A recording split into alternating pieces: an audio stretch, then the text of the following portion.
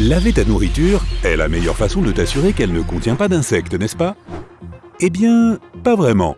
La prochaine fois que tu croqueras dans une fraise, essaie d'oublier le fait que tu n'es pas seulement en train de manger la chair de ce délicieux fruit rouge. Faire tremper tes fraises dans de l'eau salée avant de les manger peut t'aider à les débarrasser des parasites qui vivent dessus. Tu les mets dans l'eau salée et tu reviens un peu plus tard. Ce que tu trouves alors sur les fraises que tu t'apprêtais joyeusement à manger te donne un frisson d'horreur. De petits asticots rampent partout sur tes juteux fruits frais. Mais que se passe-t-il donc? Ces petits asticots dégoûtants ne sont pas vraiment des asticots, ce sont des larves de mouches à fruits. De minuscules petits bébés drosophiles frétillants qui tentent de s'échapper de leur bain de sel. Mais on ne trouve pas que des larves dans les fraises. Des chenilles et des araignées se cachent aussi dans ces fruits délicieux sans savoir que nous nous préparons à les manger. Mais il y a un moyen de contrôler tout ça si tu le souhaites vraiment. Pour le faire chez toi, tu n'as besoin que d'eau salée et d'un peu de patience. Trempe tes fruits dans ce bain pendant 30 minutes et attends de voir si de petits insectes commencent à prendre la fuite. Si tu n'en vois pas, ne crie pas pour autant victoire. C'est peut-être seulement qu'ils sont très doués pour se cacher. Les drosophiles aiment pondre leurs œufs dans les fruits mûrs et nous en mangeons depuis la nuit des temps. Les scientifiques ne croient pas que manger des insectes soit dangereux et il y a une bonne raison à cela. Il y a des insectes dans tout ce que nous mangeons. On a toujours trouvé des chenilles dans les pommes et parfois, tu ne remarqueras pas que ton fruit est infesté jusqu'à ce que tu tombes nez à nez avec son locataire. Les drosophiles ne s'attaquent pas seulement aux fraises, elles pondent leurs œufs dans toutes sortes de fruits. Les pêches, les raisins et même les cerises. Mais le test du bain salé n'a rien de nouveau. Cette pratique existe depuis très longtemps chez les agriculteurs. Les fermiers plongent régulièrement quelques poignées de leurs fruits dans de l'eau salée afin de s'assurer qu'ils ne sont pas infestés. Cela signifie-t-il que tu as peut-être déjà avalé quantité de ces petites larves parasites? Eh bien oui. La bonne nouvelle, c'est que ces créatures ne gâteront pas tes fruits et que tu ne les aurais jamais trouvés par toi-même. Un peu de protéines d'insectes ne peut pas être si mauvais dans nos smoothies. Attends-toi seulement à un peu de croquant. Je ne te recommande pas d'utiliser de l'eau salée pour nettoyer tes fraises. Le sel risque de te priver de ce goût sucré dont tu raffoles. Tu peux utiliser de l'eau douce pour te débarrasser des pesticides et des morceaux d'insectes présents sur la surface. Comme lorsque tu te laves les mains, il faut nettoyer les fruits pendant 20 à 30 secondes. C'est une excellente façon de préserver le goût de tes fruits et d'éliminer tout résidu. Le vinaigre et l'eau fonctionnent bien aussi. Je préfère largement avoir de petits insectes que de grosses araignées dans ma nourriture. Regarde un peu ses longues pattes et ses yeux. Un jour de 2016, une famille du Royaume-Uni acheta un joli régime de bananes dans une épicerie. Mais ce qu'ils ignoraient, c'est qu'en rapportant ces fruits chez eux, ils rapportaient aussi quelques invités surprises. Des araignées s'échappèrent de leur nid pour aller explorer leur nouvelle maison au grand effroi de la pauvre famille. Les bananes venaient du Brésil et ces araignées, dites Phonutria nigrivantères, avaient traversé l'océan avec elles jusqu'au Royaume-Uni. Sans surprise, la famille dut quitter sa maison afin de se débarrasser du problème, et ce fut sans doute la dernière fois qu'elle acheta des bananes. La vérité, c'est qu'on trouve des insectes partout sur les fruits et légumes. Si les petites bestioles rampantes te mettent mal à l'aise, sache que cela fait pas mal de temps que tu en manges de bon gré. On fabrique le colorant alimentaire rouge de la même manière depuis de nombreuses années, à partir d'un petit coléoptère. Ce coléoptère vit principalement en Amérique du Sud et on l'utilise pour colorer les gâteaux, les bonbons et même ton café préféré.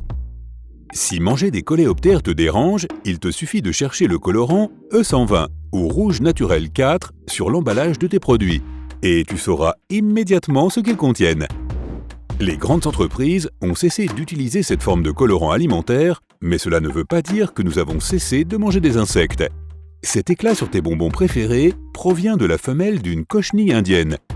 Ce coléoptère laisse derrière lui une substance que l'on gratte sur les arbres pour obtenir de la gomme laque séchée. Dans de nombreux pays, manger des insectes est une chose très courante et de nombreux scientifiques pensent que nous devrions en consommer davantage. En Thaïlande, en Chine et au Japon, il est courant de se promener dans les rues et de trouver des grillons et des vers à soie à déguster. En Australie, les aborigènes mangent des fourmis pot de miel et des larves blanches, qui sont apparemment très nourrissantes. Mais je crois que je vais m'en tenir au miel d'abeille pour le moment. Si tu aimes le café et le thé, sache que tu consommes quantité de bestioles, plus de 100 000 espèces. Et nos garde-manger que nous ravitaillons dans les supermarchés contiennent des parasites en très grand nombre. De petits insectes envahiront très vite tes réserves de farine et de pâtes si elles ne sont pas stockées correctement. Mais avant que tu ne les remarques, tu les auras probablement mangés. Tous nos paquets de farine et d'épices contiennent des morceaux d'insectes et ils participent aux saveurs que nous aimons tant.